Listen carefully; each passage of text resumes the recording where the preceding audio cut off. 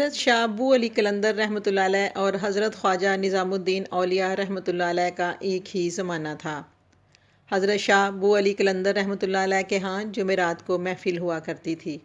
حضرت خواجہ نظام الدین اولیاء نے اپنے ایک مرید سے فرمایا کہ حضرت شاہ ابو علی قلندر کے ہاں جو محفل ہوتی ہے اس میں جا کے بیٹھا کرو۔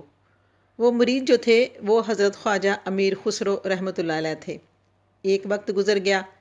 ایک دن حضرت ابو علی شاہ قلندر نے امیر خسرو سے فرمایا، خسرو، ہم نے تمہارے شیخ کو کبھی حضور صلی اللہ علیہ وآلہ وسلم کی کچہری مبارک میں نہیں دیکھا۔ یہ بات سن کر امیر خسرو کا دل ٹوٹ گیا۔ انہوں نے محفل میں آنا تو نہ چھوڑا لیکن بجھے بجھے سے رہنے لگے۔ جب حضرت نظام الدین اولیاء کے ہاں جاتے تب بھی خاموش اور پریشان حال سے لگتے۔ اپنے اندر کے اضطراب، پریشانی، کیفیت کا اظہار بھی نہیں کرتے تھے۔ کئی روز گزر گئے۔ حضرت نظام الدین اولیاء جو ان کے شیخ تھے انہوں نے بھانپ لیا اور پوچھا، خسرو کیا بات ہے، کیوں پریشان ہو؟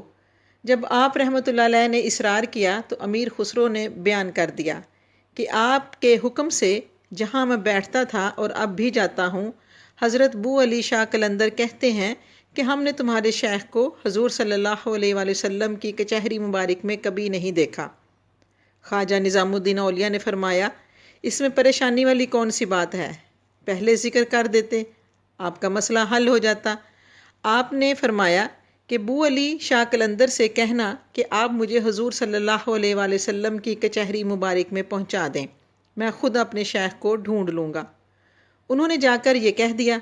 ابو علی شاہ قلندر فرمانے لگے، اچھا ٹھیک ہے، آپ آنکھیں بند کریں، اور سینے پر ہاتھ رکھا اور خواجہ امیر خسرو کو حضور صلی اللہ علیہ وآلہ وسلم کی کچہری مبارک میں پہنچا دیا۔ امیر خسرو نے دیکھا کہ کچہری لگی ہے، سب ولی بیٹھے ہیں، یہ دروازے میں ہی کھڑے ہیں اور ایک ایک ولی کے چہرے کو تک رہے ہیں اور اپنے شیخ کو ڈھونڈ رہے ہیں کہ میرے شیخ کہاں ہیں۔ کچھ دیر بعد حضور صلی اللہ علیہ وآلہ وسلم بھی دیکھتے رہے۔ کچھ دیر گزری، ان کو اپنے شیخ نظر نہیں آئے۔ حضور صلی اللہ علیہ وآلہ وسلم نے پوچھا، خسرو کسے دیکھتے ہو، کیا تلاش کرتے ہو؟ عرض کی، آقا جان صلی اللہ علیہ وآلہ وسلم، اپنے شیخ کو دیکھ رہا ہوں۔ آقا علیہ الصلوۃ والسلام نے فرمایا، اوپر کی کچہری میں جاؤ۔ اوپر پہنچے تو پھر دیکھا کہ حضور صلی اللہ علیہ وآلہ وسلم تشریف فرما ہیں اور اس سے بھی اونچے درجے کے اولیاء کرام موجود ہیں۔ تیسری کچہری میں پہنچے تو پھر آقا صلی اللہ علیہ وآلہ وسلم تشریف فرما ہیں اور اس سے بھی اونچے درجے کے اولیاء موجود ہیں، لیکن نظام الدین اولیاء کہیں نظر نہیں آئے۔ حضور صلی اللہ علیہ وآلہ وسلم نے پھر فرمایا، خسرو کسے دیکھتے ہو؟ عرض کی، حضور صلی اللہ علیہ وآلہ وسلم، اپنے شیخ کو تلاش کر رہا ہوں پر نظر نہیں آئے۔ حضور صلی اللہ علیہ وآلہ وسلم نے فرمایا، اس سے اوپر کی کچہری میں چلے جاؤ۔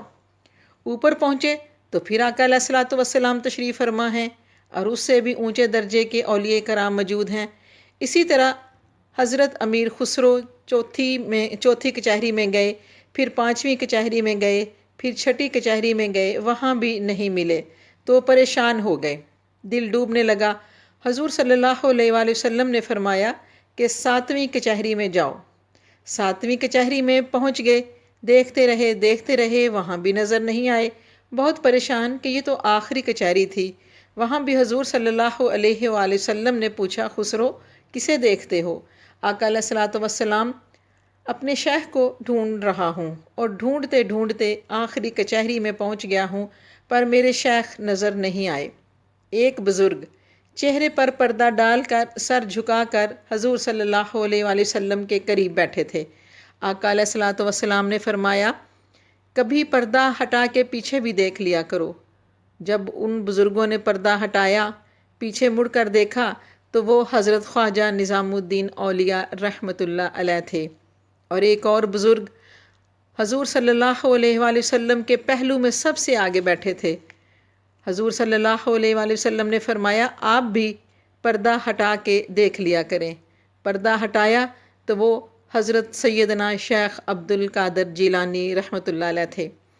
جب حضرت خواجہ امیر خسرو رحمۃ اللہ علیہ نے اپنے شیخ کو دیکھا تو لپکے کہ اپنے شیخ کے قدموں میں بیٹھ جاؤں، بس لپکے ہی تھے کہ حضرت شاہ ابو علی قلندر نے سینے سے ہاتھ اٹھا لیا اور آنکھ کھل گئی تو وہیں شاہ ابو علی قلندر کی محفل میں ہی بیٹھے تھے، وجد میں آ گئے، واپس چل پڑے اپنے شیخ کو ملنے کے لیے۔ اسی وجد کی کیفیت میں فارسی کا ایک مارکۃ الآراء کلام لکھا، اور وہ کلام: نمی دانم چہ منزل بود شب جائے کہ من بودم، نمی دانم چہ منزل بود شب جائے کہ من بودم، بہر سو رقص بسمل بود شب جائے کہ من بودم۔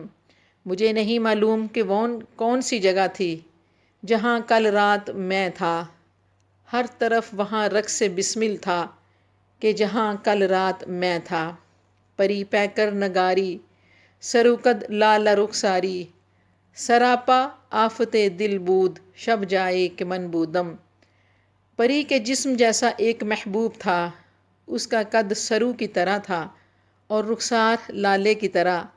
وہ سراپا آفت دل تھا کہ کل شب جہاں میں تھا۔ رکیباں گوش بر آواز او در ناز من ترساں، سخن گفتن چہ مشکل بود شب جائے کہ من بودم۔ رکیب آواز پر کان دھرے ہوئے تھے، وہ ناز میں تھا اور میں خوف میں تھا۔ وہاں بات کرنا کس قدر مشکل تھا، کل رات کے جہاں میں تھا۔ خدا خود میر مجلس بود اندر لامکاں خسرو، خدا خود میر مجلس بود اندر لامکاں خسرو، محمد شمع محفل بود شب جائے کہ من بودم، محمد شمع محفل بود شب جائے کہ من بودم۔ اے خسرو، لامکاں میں خدا خود میر مجلس تھا اور حضرت محمد صلی اللہ علیہ وآلہ وسلم اس محفل کی شمع تھے، کل رات کے جہاں میں تھا، کل رات کے جہاں میں تھا، کل رات کے جہاں میں تھا۔ چینل کو سبسکرائب کریں، بیل آئیکن کو پریس کریں، کمنٹ سیکشن میں جا کر اپنے خیالات کا اور اپنے رائے کا اظہار کریں۔ آپ کی رائے کی منتظر فریال احمد۔ والسلام علیکم ورحمۃ اللہ وبرکاتہ۔